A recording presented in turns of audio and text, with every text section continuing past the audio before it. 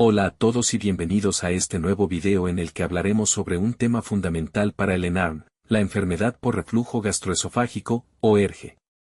Este trastorno es una de las consultas más frecuentes en gastroenterología, así que es crucial comprenderla en su totalidad. Empecemos con la definición. La ERGE fue establecida en el Consenso de Montreal en 2006 como una condición que ocurre cuando el reflujo del contenido gástrico provoca síntomas molestos o complicaciones que afectan la calidad de vida. Es importante recordar que el material refluido puede alcanzar no solo el esófago, sino también la cavidad oral y las vías respiratorias. Ahora bien, la ERGE es una condición muy frecuente, los síntomas de ERGE tienen una prevalencia del 7.7%. Y los datos típicos de regurgitación y pirosis son entre 0.1 al 20% en países industrializados. Pasemos a las causas. La fisiopatología de la ERGE está asociada a varios factores clave. Factores anatómicos, como alteraciones en el ángulo de His o en los pliegues mucosos. Disfunción del esfínter esofágico inferior, causadas por relajaciones transitorias del esfínter esofágico inferior por aumento de la presión intraabdominal, que es el mecanismo más frecuente. Hipotonía del esfínter esofágico inferior, más común en pacientes con hernia de hiato. Alteraciones en el aclaramiento esofágico, la disminución de la peristalsis y la reducción de la salivación dificultan el adecuado vaciamiento del esófago, favoreciendo el reflujo. Composición y volumen del contenido gástrico, aunque el jugo gástrico contiene ácido, bilis y enzimas, el ácido es el principal responsable de los síntomas. En pacientes con ERGE, el llamado bolsillo ácido, ubicado en el fundus gástrico, está más cerca del esfínter esofágico inferior y contribuye a la sintomatología. Otra causa puede ser la alteración de la resistencia de la mucosa esofágica. Hipersensibilidad al reflujo. Algunos pacientes tienen una exposición normal al ácido, pero presentan pirosis debido a episodios de reflujo fisiológico. Estos casos se clasifican como trastornos funcionales según los criterios de Roma 4. En el extremo opuesto está el esófago de Barrett, donde los pacientes muestran hiposensibilidad, a pesar de lesiones esofágicas severas. Hablemos de los factores de riesgo. Los más importantes son, 1. Obesidad y sobrepeso. Aumentan la presión intraabdominal, la prevalencia de hernia de hiato y la producción de bilis. La pérdida de peso mejora la clínica y la eficacia del tratamiento. 2. Tabaquismo. Este reduce la presión del esfínter esofágico inferior, retrasa el aclaramiento esofágico y disminuye la producción de saliva. 3. Ejercicio físico intenso, especialmente actividades como la carrera continua, que alteran la barrera antirreflujo. Sin embargo, el entrenamiento de la contracción diafragmática puede ser una medida terapéutica adicional. 4. Hernia de hiato, es un factor importante que contribuye a la hipotonía del esfínter esofágico inferior, aumento de relajaciones transitorias y mayor proximidad del bolsillo ácido. 5. Medicamentos. Algunos fármacos, como los AINES, calcioantagonistas, nitritos y antidepresivos tricíclicos, pueden agravar la ERGE mediante daño directo a la mucosa o alteración de la motilidad esofágica. Otros factores como la dieta, el consumo de alcohol, factores genéticos y la infección por Helicobacter pylori tienen evidencia menos concluyente. En el caso de H. pylori, no se recomienda su cribado específico en pacientes con ERGE, pero su erradicación debe considerarse cuando esté indicada. Las manifestaciones clínicas de la enfermedad por reflujo gastroesofágico son variadas y su principal síntoma es la pirosis, que se caracteriza por una sensación de ardor retroesternal, y la regurgitación ácida, que es el ascenso del contenido gástrico hacia la faringe y la cavidad oral, lo que mejora con la ingesta de antiácidos o antisecretores. Sin embargo, la gama de síntomas y lesiones asociadas a la ERGE es más extensa.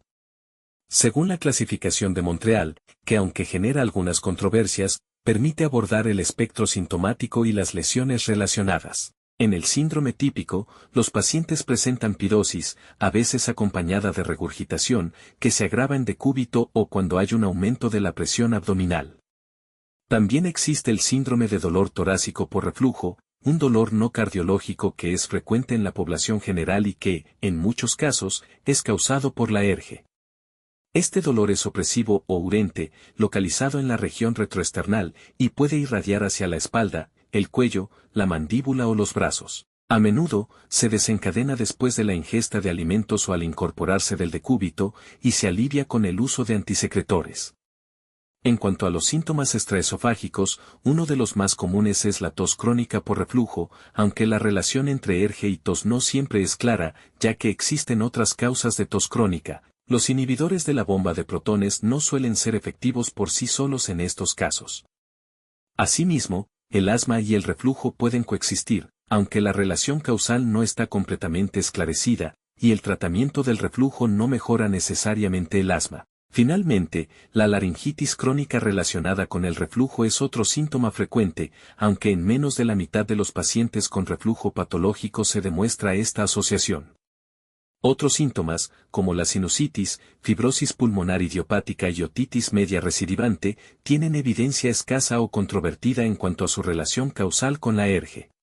El diagnóstico de la enfermedad por reflujo gastroesofágico se basa principalmente en la clínica, donde los síntomas característicos como la pirosis y la regurgitación son suficientes para establecer el diagnóstico en su forma de reflujo típico, siempre que no haya síntomas de alarma, como disfagia o pérdida de peso. A pesar de la baja sensibilidad y especificidad de estos síntomas, se acepta que en ausencia de los mencionados síntomas de alarma, el diagnóstico clínico puede iniciarse sin la necesidad de pruebas adicionales, y se puede comenzar con el tratamiento. Algunos cuestionarios pueden ser de utilidad, como el Gastroesophageal Reflux Disease Questionnaire, con una sensibilidad del 65% y especificidad del 71% en la atención primaria. Su uso habitual no es necesario en la práctica clínica, y su principal utilidad radica en cuantificar la evolución de los síntomas. Un método diagnóstico útil es el ensayo terapéutico con inhibidores de la bomba de protones, es el método de primera elección, el cual consiste en evaluar la respuesta sintomática tras un tratamiento corto, 1 a 2 semanas. Si hay una mejora significativa en los episodios de pirosis, entre un 50 y un 75%, se considera un diagnóstico positivo de ERGE. En cuanto a la endoscopía digestiva alta, está indicada cuando existen signos de alarma o cuando no hay respuesta al tratamiento con IVP durante 8 semanas.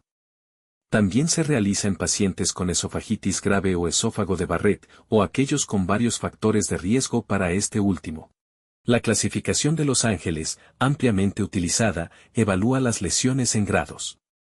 El grado A se caracteriza por erosiones menores de 5 milímetros que no se extienden entre pliegues mucosos. El grado B incluye erosiones mayores de 5 milímetros que no se extienden entre pliegues. El grado C se refiere a erosiones que se extienden entre pliegues y afectan menos del 75% de la circunferencia, y el grado D indica lesiones que abarcan más del 75% de la circunferencia esofágica. Por otro lado, la clasificación de Savor y Mellor evalúa la gravedad de la esofagitis erosiva en 5 grados. El grado 1 presenta erosiones o exudados confinados a un solo pliegue. El grado 2 incluye erosiones en múltiples pliegues, pero sin confluir. El grado 3 se caracteriza por lesiones erosivas confluentes que cubren una parte extensa de la circunferencia esofágica. El grado 4 corresponde a complicaciones como úlceras, estenosis, entre otras, y el grado 5, más avanzado, describe la presencia de epitelio columnar en el esófago compatible con el esófago de Barrett.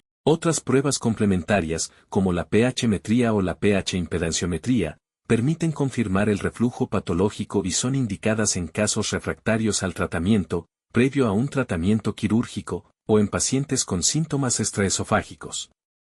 La manometría esofágica también tiene utilidad para identificar trastornos motores que puedan modificar el diagnóstico o condicionar el tratamiento quirúrgico, aunque estas pruebas suelen realizarse en un entorno hospitalario.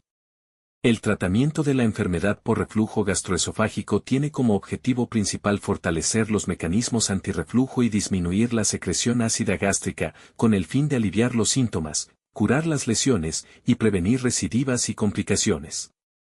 Este enfoque incluye modificaciones del estilo de vida, medidas higiénico-dietéticas, tratamiento farmacológico y, en algunos casos, opciones quirúrgicas. Cambios en el estilo de vida y medidas higiénico-dietéticas. Las modificaciones en el estilo de vida pueden reducir significativamente los síntomas y son esenciales en el manejo inicial de la ERGE. Entre las medidas más efectivas destacan la pérdida de peso en pacientes con obesidad o sobrepeso, el abandono del tabaquismo y dormir en posición de decúbito lateral izquierdo. Aunque los beneficios de elevar el cabecero de la cama no están completamente respaldados por evidencia sólida, esta práctica puede ser útil en pacientes con reflujo nocturno. También se recomienda evitar acostarse durante al menos 3 horas después de las comidas, ya que periodos más cortos se asocian con un agravamiento de los síntomas. Asimismo, se sugiere limitar el uso de fármacos que favorezcan el reflujo, como los AINES, nitritos, calcioantagonistas y antidepresivos tricíclicos. Tratamiento farmacológico.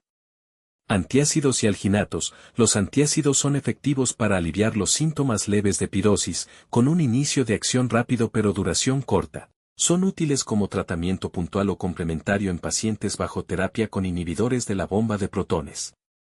Los alginatos, por su parte, actúan desplazando el ácido gástrico hacia el fondo del estómago, mostrando mayor eficacia en el control del reflujo postprandial.